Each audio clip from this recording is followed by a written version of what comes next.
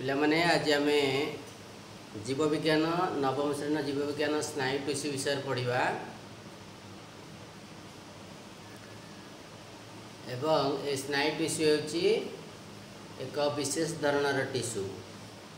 स्नायु टिश्यू होची एक स्वतंत्र धरणर टिश्यू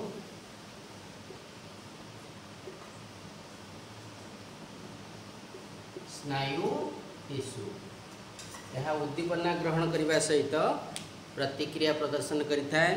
जेमिति आम कान रे जेमिति आमे सुनी थांती समस्ते आम को मु कहउतबा कथा जेमिति तुमे सुनी थाओ कान रे ठीक से बळी हमर मस्तिष्क रे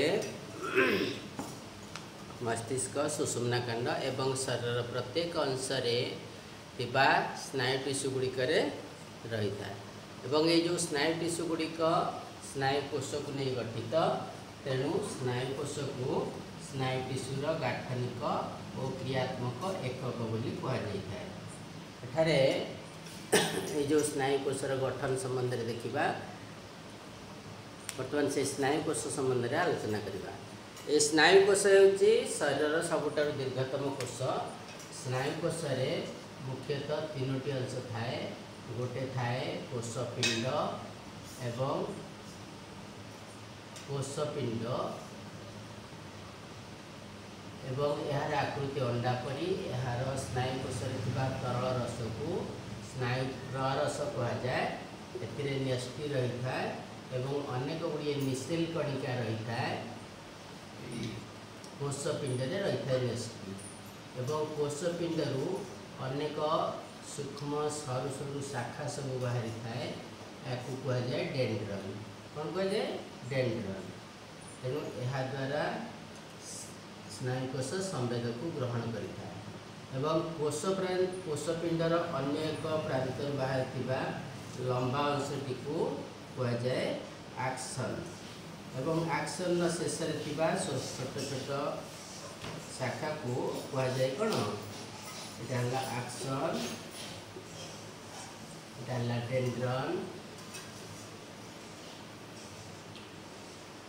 एवं मझिरे मझिरे सब गंठी भली देखा जाए ताकू रानवियर गंठी कहुए।